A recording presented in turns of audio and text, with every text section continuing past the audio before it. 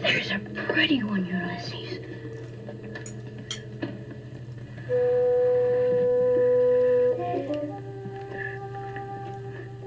There it is. Hey BookTube, I'm Sean the Book Maniac. Welcome back to my channel. I've gone green, hey?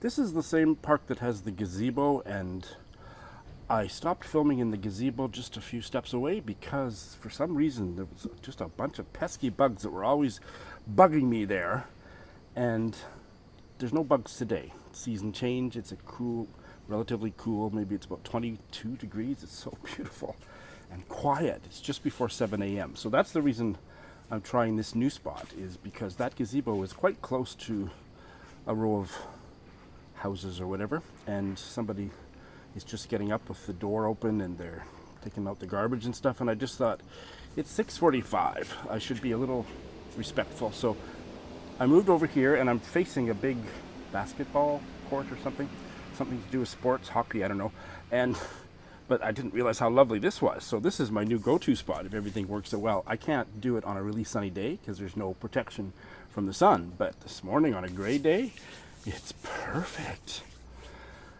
So I have lots to say. I'm actually not feeling that great. I probably should have just stayed in bed, but I'm wide awake. Got a bit of a scratchy throat. Cannot get sick this weekend. I have major social events Saturday and Sunday. I may not get this edited and up until Friday somewhere else in the world, but I want to get it filmed this morning while I still have energy, and hope that I've been gargling with... What is that? It's like a dong.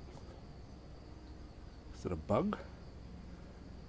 The cicadas are not up yet either, so let's get this done. Lots to tell you. Pretty good reading week. Let's start with what I finished. Why is it often that the stuff that I finished is the most negative part of my Friday reads, hey? I've finished 3 books, and 2 of them were not great. The one that I quite liked was Molly Panterdown's 1947 novella, One Fine Day, a British novella about a day in the life of a woman ensconced in a British village as the world was changing before her eyes. Cousin of Always Doing and I did a joint review, a blind review, where we predicted each other's opinions and had a great time, except for the cicadas. And that video just went up last night, so you check that out. I don't think I'll say any more about it. I quite enjoyed it. Quite overwritten, but that's the only thing I took a star off for. Other than that, I quite enjoyed it. It's not particularly plotty. If you don't like plotless novels, it might not be for you. It wasn't particularly for Cousin, but I really enjoyed it. There's just about 1,000 too many adjectives and adverbs. Unfortunately, it's all downhill from there. Again, I'm not going to say too much, but this was another awful story from the Faber story series. Claire Keegan's The Forester's Daughter. Stay tuned for our somewhat ranty video. We'll see how it ends up, but I haven't filmed my final thing, but depends what kind of mood I'm in when I film it, but sure matches my backdrop, but it was awful. And I'm sorry to say that by the end of The God of Small Things by Arundhati Roy, which I finished late yesterday afternoon, I hated it. 1-star read. My slightly woozy review, I was starting to feel tired and stuff, but I just wanted to get that review out while my feelings were still fresh, and I think I achieved some kind of an unusual balance for me between, the positive and the negative, but no. What an embarrassingly bad novel. I know I'm in the minority. I like being in the minority. It sucked. Check out my review. And then let's move to my bails. I only have one, and this is going to be an eye-rolling one for those of you that think I have a problem. I don't have a problem, but I have my pick for the most extreme bail for the besties and worsties of 2019. This novel from Wales, Richard Williams, Mostyn Thomas and the Big Rave. I bailed before I got to the end of page 1. The writing was that abysmal. You know when you read a sentence that's so bad it just kind of your stomach lurches and you just think, what the hell? And I bail when I encounter those sentences, be they written by literary gods like Michael Ondaatje or whoever this guy is. So the first barfy sentence here he's setting the scene. He's trying to describe a natural scene, the ancient estuary of the Cladau. I don't know how you pronounce Cladau, but water like sleeping ghosts and stuff, and not bad. And then this sentence, because the main character is peering out at this in the morning, every morning, and then this sentence at the end of the second paragraph. To be a lone spectator peering down on this unforgiving natural arena made him tingle with life like nothing else.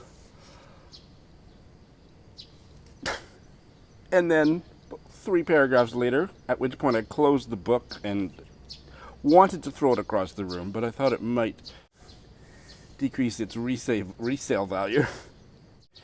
I think he's in the water here. To be out there, away from the safety of the shore, those fluid silhouettes bold against the fiery skies around them, seemed to Trevor to be the ultimate expression of freedom. I don't know why that one struck me as much as it did. I think it was because of how, because that's not as bad as the first one, but then the very next couple sentences later, he was sailing into his twilight years quite painlessly, so he felt no regrets. It's just all cliched, really, just hackneyed expressions of that. Okay, nope, nope, nope, no, no, no, no. Too extreme. 1 bail, finished 3. Started a bunch of good, interesting stuff. I'll start with what I immediately replaced the Mostyn Thomas Welsh novel with. I didn't choose it. I get into trouble when I have kind of a demographic agenda. No, I love that, but what I mean is, because this happened by the end of Women in Translation Month 2, a lot of what I had chosen on my original TBR was just awful, and I was kept trying to find another Woman in Translation book to replace it with, and then I just hit a wall, and then I just started to forget about that, and so I didn't even try to replace the Welsh novel with another Welsh novel. I've got a bunch I'd like to read, but most of them were too long or just wasn't in the mood, so I just picked another book that I haven't talked to you about since I hauled it a couple months ago, and I think I chose wisely. This is an American novel, Rules for Visiting by Jessica Frances Kane. Frances is the male spelling. And I was tricked by the fact that Eric Carl Anderson hauled it, and it's a British publisher, Granta, that it was a British novel. No, she's an American writer, and this is set somewhere in suburban America. And she's 40 years old, the protagonist, and she is questioning whether any of the people in her life that she considers friends are actually consider her a friend, and feels like she might be kind of unmoored. And I think, I haven't got to that part of the story, but according to with my eyes half closed, I scanned the synopsis, and it seems like it's kind of a voyage of discovery and revisiting old friends to see is there any there. What I love about it already, and I am about almost 50 pages in, is there is a whimsicality about the prose and about the protagonist that reminds me a bit of Barbara Pym. I wouldn't say that this is a Pymian novel, but that reminds me. There's just kind of a bouncy, all-knowing, fun vibe to how the story is being told and what the story is, but also serious parts. And the protagonist is a landscape gardener on a university campus, and there's lots about trees. So this is a good baby step towards reading some of the big tree novels on my list. What's the one that won the Pulitzer or something last year? The Overstory, or is it the Understory? Both of those are tree books that I've talked about on book hauls, but is helping me branch out into tree lit. Did you see what I did there? And I've already recommended it, even though I shouldn't until I finish a book, because maybe you've gathered over the weeks, months, or years that I can turn on a book on a dime. But I've already recommended it to Natalie of My Reading Days, because it seems like a Natalie book. And I'm enjoying it. Yeah, it's fun and interesting. It's breezy. Oh, just little birds. Okay, I can deal with little birds. Big rats, that would be a problem.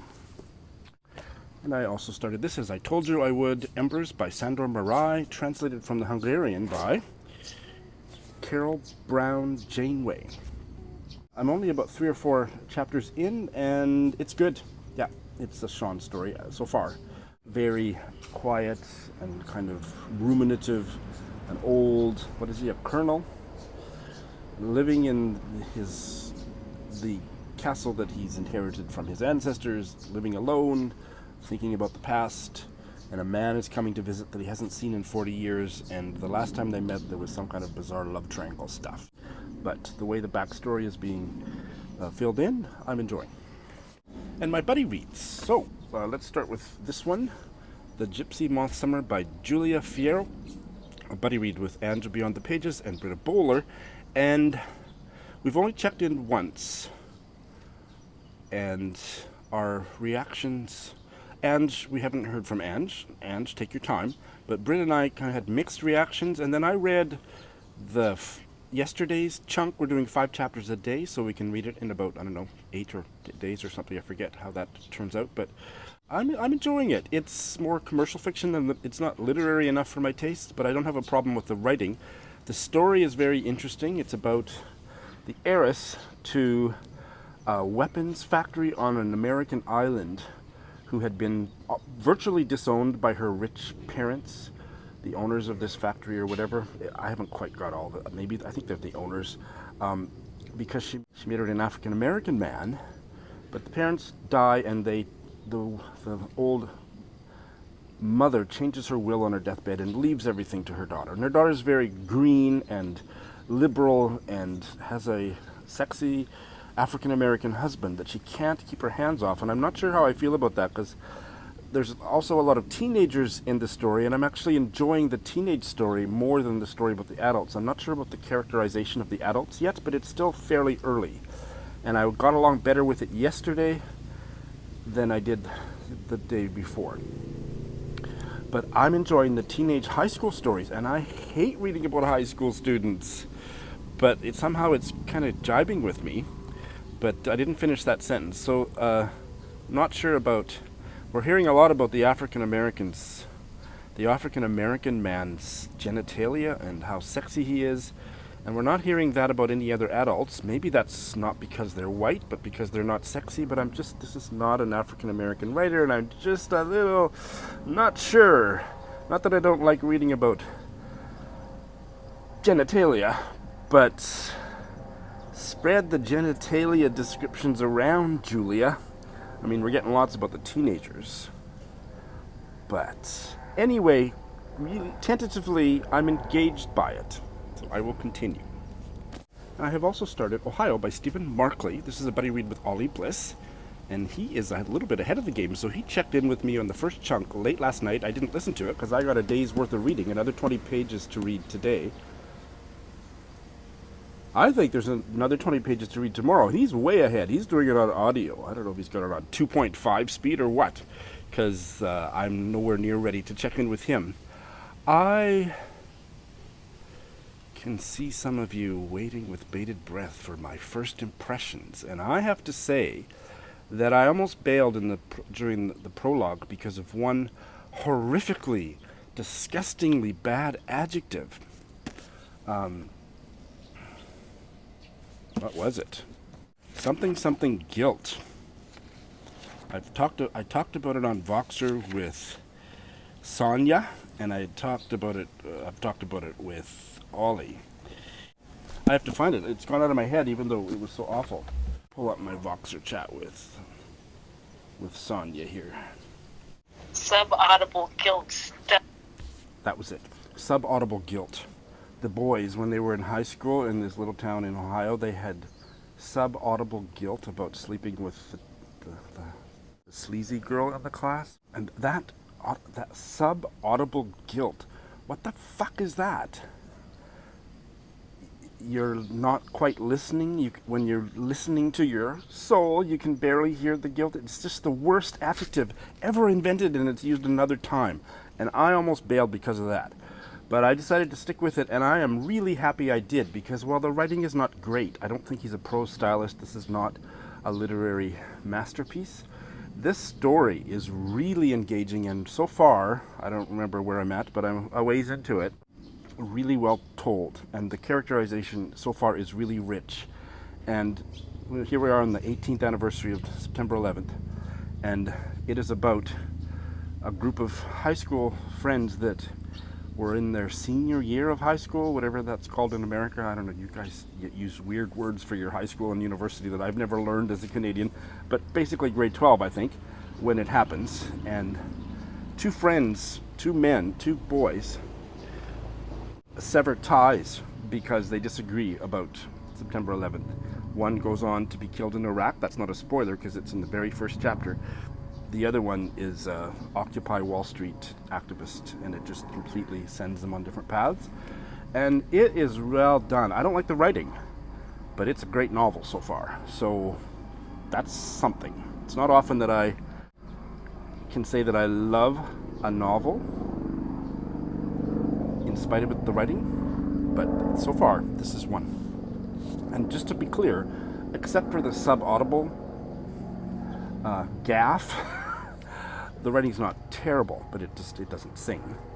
It's not my style of writing, but it is very effective in telling this story and about these characters. So my preliminary assessment of Ohio is positive. I'm speaking subaudibly.